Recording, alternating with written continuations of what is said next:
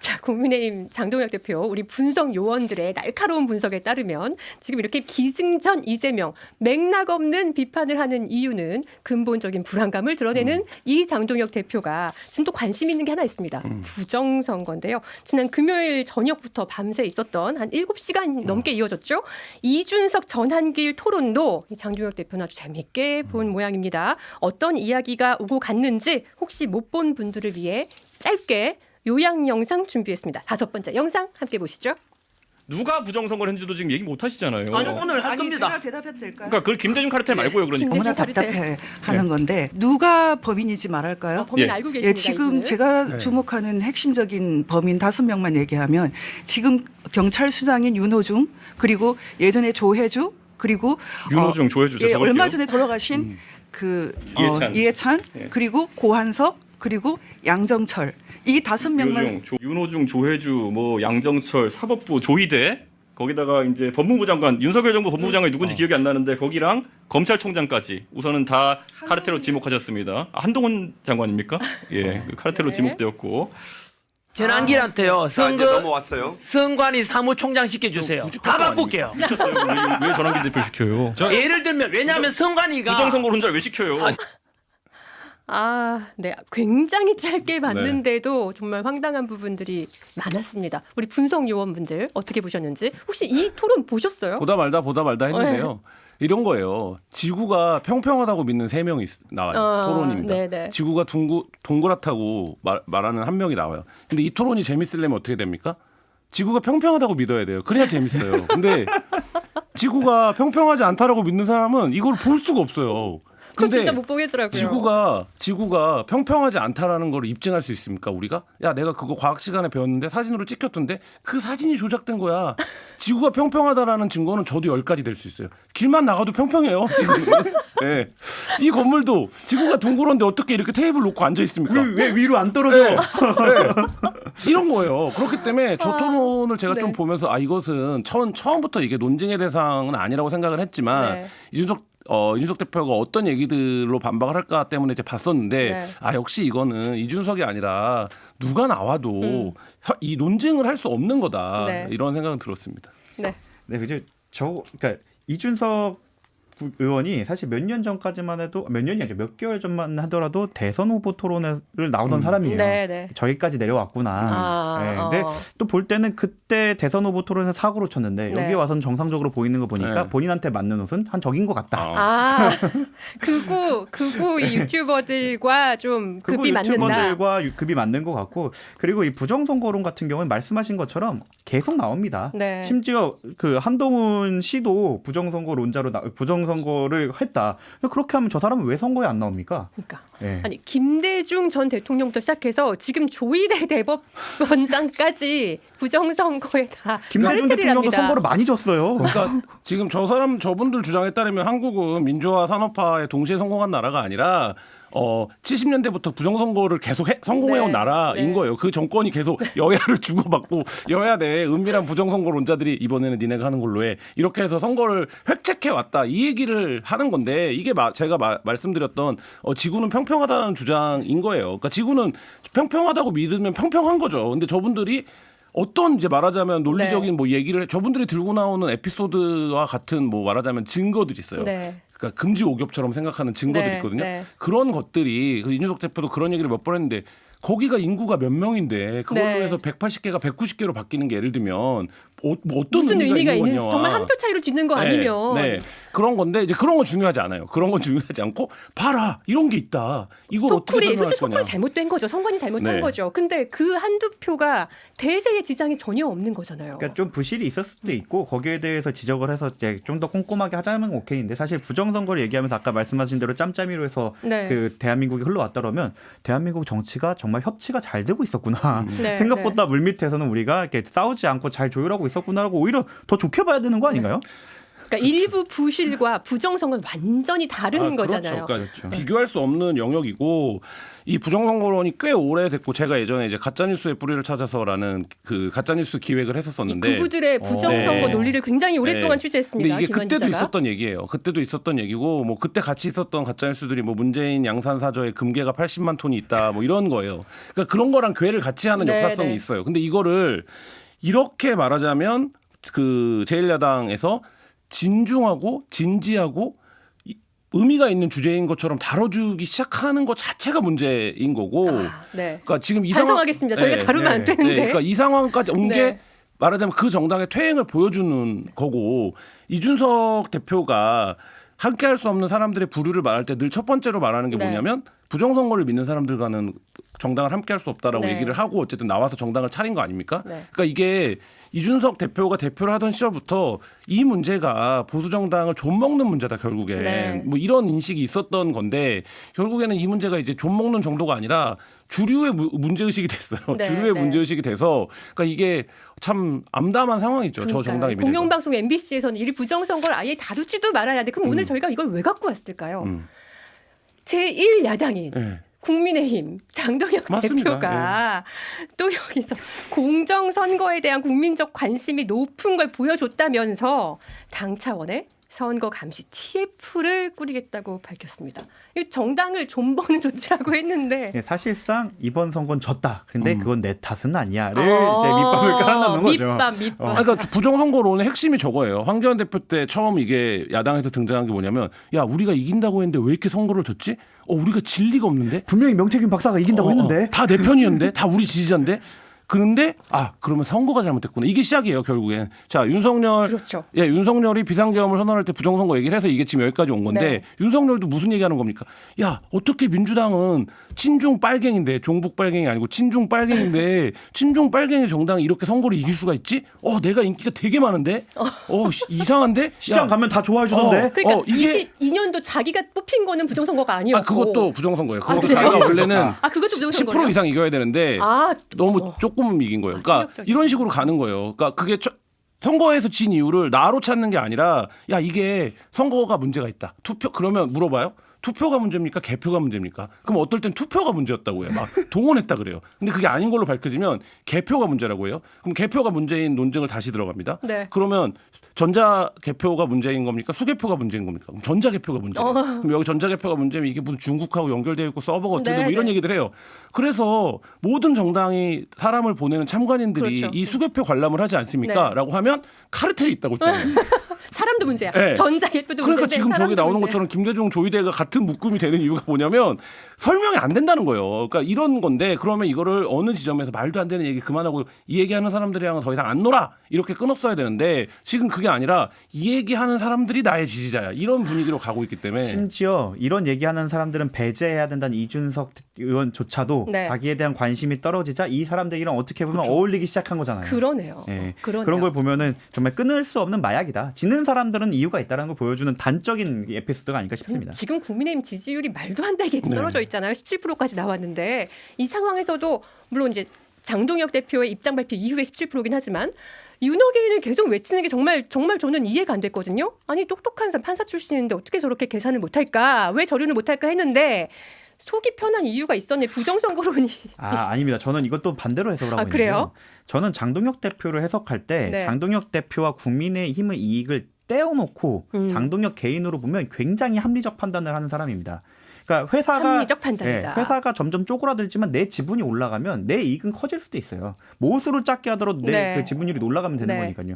장동혁 대표는 지금 보면은 저륜을 하지 않음으로써 한 2년 전에 장동혁 대표의 처지와는 완전히 다른 네. 입지를 갖고 있는 겁니다. 네. 거의 지금 자기한테 반대하는 사람들은 거의 다 이미 배제를 해놨고요. 네. 그런 걸 생각하면 장동혁의 이익은 지금 향상되고 있다라고 보셔도 됩니다. 그러면 이 당 차원의 선거감시 TF 공정선거 위에 꾸리겠다는 것도 어떻게 보면 저륜을 하지 않은 윤호개인의 윤석열의 부정선거론과 연장선상을 볼 수 있는데 다 자기 이익을 위한 거로. 그렇죠. 볼 미래의 수 자기 있겠네요. 이익이죠. 선거를 미래의 졌을 자기. 때 이건 내 탓이 아니다라는 네. 것을 네. 하기 위한 밑밥이다. 네. 저희가 지난주에 이제 극우단 톡방 윤 어게인 세력이 있는 극우단 톡방 전수조사를 해서 이제 보도를 네. 했었었는데 봤어요. 그때 보면 일반적으로 예를 들면 한 85%의 사람들은 전혀 관심 없는 주제들이 있어요. 네, 그러니까 네. 예를 들면 뭐 중국인들이 무슨 뭐 의료를 어떻게 혜택을 받는다. 중국인들이 뭐 우리의 복지 예산에서 얼마를 받아간다. 네. 이거 기자들도 잘 몰라요. 관심도 없고. 사실 데이터 네. 찾아보지 않으면 모르죠. 근데 그 얘기가 굉장히 그 방에서 중요하거든요. 근데 이 얘기를 누가 하냐? 장동혁 대표가 해요. 아. 그러니까 어떻게 되는 겁니까? 그 방에서 모여 있는 굉장히 화력이 높은, 그러니까 온라인상의 화력이 높은 세력들이 우리 장동혁 하는 거예요. 그러니까 이게 선후가 뭐냐, 인과관계가 있는 거냐, 이거는 정치에서는 중요하지 않습니다. 네. 왜냐하면 그런 말하자면 강력한 팬덤을 바탕으로 해서 장동혁 대표가 움직이고 있는 거고, 그러면 그 방에서 윤 어게인 방에서 가장 많이 하는 일이 뭐냐, 좌표 찍기예요. 좌표를 찍어서 네. 공격하는 네. 행위거든요. 이거는 뭐 전통적으로 온라인에서 있었던 일인데 놀라운 건 뭐냐면 자, 지금 나오고 있습니다. 네, 맞습니다. 한겨레 신문의 기자들의 이 잠입 취재 성과 네. 아닙니까? 이거 네. 직접 설명해 주시죠. 그래서 저런 이제 단톡방에 보면 테러를 하자고 막 모의를 해서 실제 네. 테러를 하러 가요. 근데 예전에 한 10여 년 전에 국민의힘을 지지하던 단톡방들에서는 대부분 상대 정당의 정치인을 테러하러 가는 거예요. 그렇죠. 지금은 그게 아니라 뭐냐? 자기네 당. 네. 장동혁을 저륜을 네. 장동혁 사퇴를 요구하는 당협위원장 같은 사람들을 공격해요. 이게 지금 어떻게 이어진 겁니까? 김종혁 전 최고위원이나 배현진 서울시당을 외부에서 보면 정치에 크게 관심 없는 사람들이 보면 왜 징계하는 거지? 왜 징계를 왜 하는 거야? 뭐 이렇게 돼요. 물론 네. 다 사유는 있죠. 네. 근데 그런 것들이 이렇게 추동되는 이유가 뭐냐면 저 방에서는 그거보다 지금 대한민국에 중요한 일이 없어요. 그러니까 이 알고리즘에 빠져 있는 거예요. 그러니까 말하자면 유튜버는 다 그것만 보고 단톡방에 보면 역시 여론이 이런 거군. 민심은 역시 배현진을 징계하라고 하는군. 뭐 이렇게 생각을 하는 거예요. 근데 이게 우스워 보이잖아요. 거기에 살면 그렇게 돼요. 대표적으로 우리가 확인한 게 뭡니까? 대통령이 왜 12월 3일 날 비상계엄을 합니까? 그걸 어떻게 그럴 수가 있지? 아직도 잘 납득이 안 가잖아요. 그게 알고리즘이 그렇게 무서운 거다. 근데 지금 장동혁 체제는 완전히 그 알고리즘에 포섭돼 있다. 이런 생각입니다. 사실 장동혁 대표가 약간 저륜을 할 것 같은 뉘앙스를 풍기다가 갑자기 윤어게인 외쳤잖아요. 이거 자기 좌표 찍는 걸 무서워했네. 그리고 저 좌표 찍기가 지금 상당한 성공을 거두고 있어요. 왜냐하면 저렇게 좌표를 찍어 놓으면 예를 들어서 어떤 극우 유튜버의 채팅방, 그러니까 실시간 유튜브 방송 댓글 같은 거 보면 저기서 좌표를 찍은 얘기만 계속합니다. 오세훈 시장은 좌파다, 오세훈 시장은 좌파다, 오세훈 시장은 좌파다 쫙 해요. 그러면 그 극우 유튜버가 우리 방송의 시청자들이 오세훈 좌파다라고 하는 걸 좋아하네라고 하면 예를 들면 그렇게 이제 방송 걸고 방송을 시작하죠. 네. 그러면 이 사람들은 역으로 어떻게 됩니까? 여기 이 채널이 우리 얘기를 들어준다. 우리랑 생각이 똑같네. 그러니까 이 채널을 가서 봅시다. 이렇게 하니까 이게 이제 조회수가 올라가고 이게 네. 거대한 악순환을 지금 시작했고 그게 지금 국민의힘의 요체다. 네. 진짜로 저 반헌법적인 정당을 어떻게든 없애버릴 수 있는 방법을 찾았지만 그 누구도 못했던 거를 네. 저분들이 하고 계십니다. 저는 저분들이 정말 애국지사라고 생각을 합니다. 그리고 알고리즘 네. 말씀이 나와서 네. 말씀을 드리면 정말 알고리즘이 무서운 게 나름대로 이제 박종원 대령님도 변호하고 뭐 강혜경 씨도 변호해갖고 그 광화문에서 한번 미팅이 끝나고 그 광화문에 태극기 시위가 있었는데 그래서 거기를 지나가야 되는 상황이 있었어요. 네. 아무도 몰라보더라고요. 전 전 나름 걱정했는데. 내 알고리즘에 안 나오는 테러 당할 줄 사람은 몰라요. 네, 절대 저는 그 알고리즘엔 절대 안 나오는 사람이기 때문에 네. 전혀 안 나오는 거예요. 그러니까 이만큼 서로가 지금 관심사와 세계관이 아예 떨어져 있기 때문에 그 가짜뉴스에 관한 연구에서 보면 60대 70대는 뭐를 가짜뉴스라고 생각하는지 아세요? 뭘 가짜 뉴스라고 내가 생각해요? 모르는 건 가짜뉴스라고 생각해요. 아. 근데 이게 굉장히 무서운 말이에요. 뭐냐면 너무 무섭죠. 내가 아는 세계에서만 사는 거예요. 그렇기 때문에 예를 들면 뭐 누가 뭘 했대. 근데 내가 그걸 몰라요. 그러면 그거는 오늘 뉴스잖아요. 근데 이게 뉴스가 아닌 거예요. 이건 가짜인 거예요. 그러니까 오히려 나의 신념체계, 나의 믿음에 복무하는 게 진짜인 거예요. 그러니까 이 알고리즘이 어떻게 보면 왜 갑자기 이 알고리즘의 세계가 되고 나서 노인들이 극우화되는가를 놓고 보면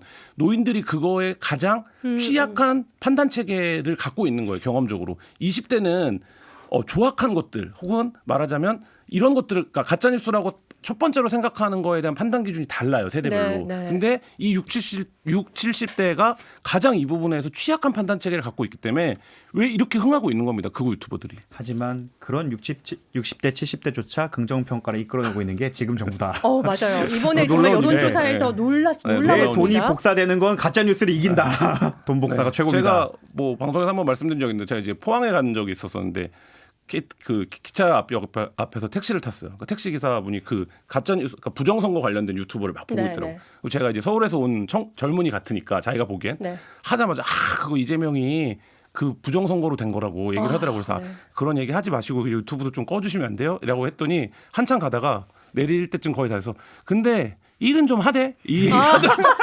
그러니까 이게 지금 네. 이 변화를 어쨌든 네, 상징하는 네. 네. 굉장히 상징적인 네, 변화네요. 네. 저랑 굉장히 친한 기자의 아버지가 굉장히 의식 있는 기자인데 그 아버지가 주말에 태극기 들고 집회를 나간대요. 가서 그 굉장히 허접한 도시락을 5만 원 주고 산대요. 그게 다 이제 주최 측에 네, 그쵸. 비용이 되겠죠. 거죠. 근데 아무리 얘기해도 안 통한다고 하긴 하더라고요. 자, 우리 시간이 벌써 54분이어서 우리 마지막 얘기, 우리 민주당 얘기도 해야 되잖아요. 자, 오늘 민주당 공천관리위원회가 서울과 경기, 울산, 전남, 광주 이 4개 광역 후보를 발표를 했습니다. 자, 서울과 경기 같은 경우는요. 컷오프 없이 전원, 지원한 전원이 경선을 치르기로 했고요. 근데 조금 전에 속보를 보니까요. 서울시장 후보, 그러니까 출마 선언을 했던 박홍근 의원을 이재명 대통령이 기획예산처 장관으로 지명을 했습니다. 네.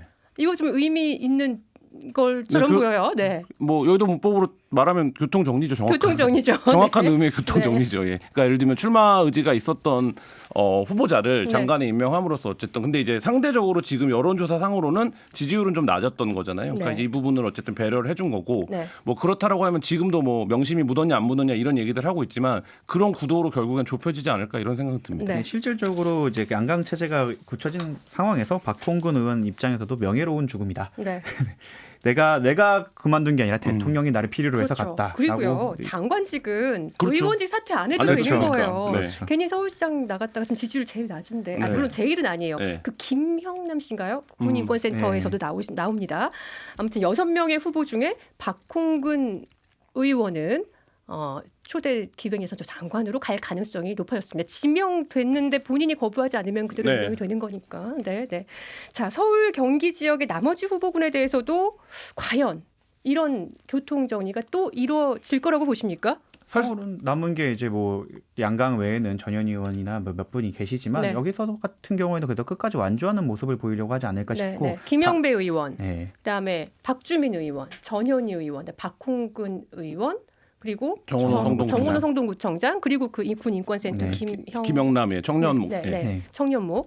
자, 그래서 박홍근 후보가 빠지게 되면 나머지 후보들에서 어떻게 뭐 그대로 가게 될지 아니면 또 다른 어떤 지명 혹은 임명이 있을지. 자, 경기도는 어떻게 보세요? 경기도는 경기도도- 5파전이더라고요. 네, 사실상 여기도 이제 양강 체제로 굴러가지 않을까. 뭐 네. 최근에는 이제 최근에 목소리 많이 높이고 있는 한준호 의원과 네. 추미애 지금 법사위원장이 메인으로 될 것 같고 나머지 분들에 대해서는 어느 정도 교통 정리가 이미 김병주 의원께서 이제 네, 네. 후보로 처리하기도 했고 그런 식으로 어느 정도 최소한의 교통 정리가 이루어진 다음에 본선으로 들어가지 않을까 싶습니다. 특히 경기도 같은 경우에는 네. 그 선거보다 더 중요한 것이 경선인 상황이니만큼 네. 당에서 적극적인 개입이 있지 않을까 생각합니다. 네. 김동연 경기도지사 현역인데 네. 현역 프리미엄을 갖고 갈 것인지 대선 후보로 나왔던 분인데. 근데 이게 뭐 부잣집 살림살이 고민이라 크게 이제 외부에서 고민할 필요는 사실 없는 문제예요. 그건 근데 그 우리가 걱정할 문제는 네. 아니긴 사실 한데. 경기도는 국힘에서 누가 나올지가 더 궁금해요. 아, 맞아, 그건 그래요. 네, 그러니까 여기 국힘은 서울 경기도가 지금 다 후보가 누군지가 윤곽이 안 나오고 있는데. 그리고 심지어 후보 지원하는 사람들도 지금 윤곽이 안 네, 보이니까. 그래서 제주도에 있는 뭐 민주당 의원이 오늘 본인 SNS에 그걸 올렸던데 국민의힘은 아직도 후보자를 구한다는 현수막을 걸고 있고 지역에 네. 이 지역에서는 다른 네, 이제 거는 네. 걸 했는데. 뭐 저는 어쨌든 이거는 여론조사가 결정할 거라고 봅니다. 그러니까 누가 경쟁력이 더 있느냐의 네. 문제. 근데 이제 이게 장기화될 수는 있죠. 왜냐하면 상대당이 후보를 못 내고 있기 때문에 네, 네. 누구랑 여론조사를 돌려봐야 이게 네. 정확한 건지가 안 나오니까. 근데 저는 현역을 무시할 수 없다라고 보는 입장입니다. 네, 네. 자, 오늘 발표된 곳 중에서 가장 주목하시는 지금 아무래도 뭐 서울 경기일 수밖에 없는데 서울은 사실 정원호 성동구청장이 명심을 얻었다라고 사실 모두가 믿을 수밖에 없는 상황이 돼버렸어요. 최종 후보가 될까요? 제가 또 성동에 살지 않습니까? 아, 네, 국민이시군요. 네, 성동에 삽니다로 네. 대답할 수 있는 게 저 실제로 그러니까 명심을 얻어서도 있지만 그 정원호 부총장을 실제로 만나서 얘기할 때 왜 선거에 빨리 뛰어들지 않느냐라고 했을 때 나는 그럴 필요가 없다. 왜냐하면 성동 구민들이 알아서 홍보를 해주고 있다. 라는 말을 할 정도로 자신감이 있더라고요. 왜냐하면 성동 구민들이 적극적으로 본인을 어필해줄 정도로 자기는 그 효능감이라고 하죠. 그거를 3번 구청장을 하는 동안 다 보여줬고 네. 또 성동의 특징이 사실 성동도 막 강남 서초, 강남 3구나 뭐 이런 뭐 그 정도는 아니지만 생각보다 좀 그래도 괜찮은 동네거든요. 그래서 그렇다 보니까 저 같은 경우에 부모님이 목동에 계시고 강남 그 성동에 살거나 강남에 부모님이 계신데 네. 그 성동에 사는 사람들이 많아요. 그런 사람들이 부모님들을 설득한다. 그렇기 때문에 강남에서도 내가 저 경쟁력이 있다라는 네. 얘기를 할 정도로 네. 자기의 기본 지지 기반에 대한 굉장히 확신이 있더라고요. 그래서 굉장히 주목이 된다. 네. 서울시장이나 경기도지사가 지금까지 여성이 없었죠. 네, 그렇죠. 네. 그러네요. 그러면 지금 서울시장 후보의 유일한 여성이 전현희 의원이고 경기도지사의 유일한 여성이 추미애 의원이란 말이에요. 두 여성 후보에 대한 가능성은 어떻게 보세요? 경쟁력? 그분도 성동인데 네. 네. 네. 항상 마음으로 응원합니다. 네. 하지만 이번에는 아무래도 좀 쉽지 네. 않은 구도인 것 같다. 선거를 앞두면 정당은 이런 광역 단위일수록 여론조사가 정말 깡패예요. 그러니까 네. 여론조사가 나오면 숫자가 받쳐주지 않으면 사실 이제 탄력을 받기가 어렵기 때문에 정원호 구청장 같은 경우도 뭐 이재명 대통령의 샤라웃도 있었고 여러 가지가 뭐 행정적인 거에 효능감도 있지만 결국엔 사람들이 숫자로 증명을 해주는 거 그 숫자는 이런 거잖아요. 야, 행정가 출신 대통령을 뽑았더니 아까 제가 말했던 것처럼 일은 좀 하네. 네. 그러면 여기도 구청장 때 그렇게 일을 잘했으니까 잘했다고 하는데 서울시장에 돼도 일은 좀 하지 않겠어? 아 우선 시장 너무 막 대권만 꿈꾸고 별로지 않았어? 그러니까 이 말하자면 기본적으로 유리한 구도. 예를 네. 들면 그 힘을 실어줘야 된다는 유리한 구도 속에서 인물 경쟁력이 보태지는 게 숫자로 나오는 거기 때문에 저는 굉장히 유리한 고지를 잡고 있다 이렇게 네. 보여집니다. 인물 경쟁력 굉장히 중요하고 그다음에 이재명 대통령이 지금 너무 나라를 잘 끌고 가고 있기 때문에 명심도 되게 중요하고 자 그러면 경기도지사 후보 5파전 중에서는 명심은 누구에게 있다고 보십니까? 저는 당연히 한준호 의원이 아닐까 싶습니다. 왜냐하면 그렇게 보십니까? 예, 실제로 1호 표창장이었나요? 금일호 감사편을 그렇게 주기도 했고 네. 내란 당시에도 사실 가장 지근거리에서 대통령 당시 당대표를 수행했던 사람이기도 하고 가장 그 좀 당내에서 갈등이 있을 때 대통령의 입장을 대변했던 의원이기도 하기 때문에 명심은 한준호 의원에 있다. 그러나 말씀하신 것처럼 그 서울 같은 경우에는 명심을 샤라웃 받았던 정원호 구청장이 인물 경쟁력도 있었고 네. 그동안의 실력과 성과가 있었단 반면 그 인물 구도에서는 사실 추미애 장관의 인지도나 네. 그 법사위에서 보여준 퍼포먼스에 좀 밀리는 구석이 없지 않기 때문에 이 부분을 명심으로 극복할 수 있는지 여부가 네. 관전 포인트가 네, 아닐까 관전 싶습니다. 포인트겠네요. 저는 경기도는 대통령 청와대가 적극적으로 개입하지 않을 거라고 봅니다. 오히려 왜냐하면 네. 이거는 개입하는 순간 후보를 정할 수 있을지 모르지만 네. 굉장히 그 후에 당내에 그 불씨를 남기는 일이 되기 때문에 이건 네. 그리고 말하자면 서울은 명심까지 입히고 다 해서 1대1로 붙어서 우리가 이겨야 되는 거야 이런 네. 논리인데 네. 경기도는 사실 그렇죠. 서울보다는 쉬운 선거기 때문에 여기에 청와대가 강하게 이제 개입을 하면 오히려 다른 불씨가 남을 수 있기 때문에 네. 저는 경기도는 그냥 가지 않을까라는 생각을 해봅니다. 지금 민주당은 아무래도 TK 빼고는 우리가 다 석권해야 돼. 지금 그런 분위기야. 그런 네. 목표가 있지 않겠어요? 이제 슬슬 TK도 가능하지 않을까라는 생각이 들 정도로 예. 그래서 시간이 네. 5시가 됐는데 하나만 더 우리 얘기해 네. 볼게요. 자, 부산은요. 후보를 추가 공모하기로 했습니다.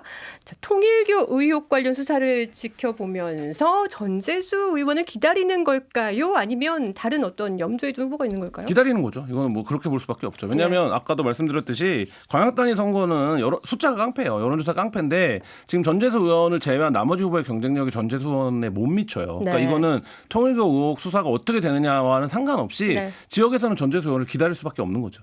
예, 심지어 그 부산에 있는 유일한 민주당 의원이기도 했고 거기서 네. 성과를 보여주기도 했고 그렇죠. 이번에 해수부 장관 그리고 해수부 이전 이런 걸 이끌었고 거기에 상대방 후보로 갔을 때 말씀하신 것처럼 여론조사에서는 거의 압도적으로 상대 후보를 이길 수 있는 유일한 후보이기 때문에 당 입장에선 기다릴 수밖에 없는 네. 상황이죠. 그러면 전재수 의원의 통일교 의혹 리스크 이게 또 국민의힘 쪽에서 나올 후보 우리 아직 모르지만 네. 박형준 현 부산시장이 다시 한번 노릴 가능성이 이정현 위원장이 있잖아요. 나오지 말라고 한 거 아니에요? 나오지 말라고 했지만 나오지 네. 근데 나오지 이미 않겠어요? 그 현 시장 같은 경우에도 전재수 전 해수부 장관이 나올 경우에 이기는 여론조사가 나오지 않고 네. 오히려 크게 패하는 여론조사가 많이 나오기 때문에 네. 그래서 저는 이정현 공관위원장이 더 그런 결정을 한 것 같아요. 어차피 네, 질 네. 거라면 네. 얼굴이라도 교체해 보자.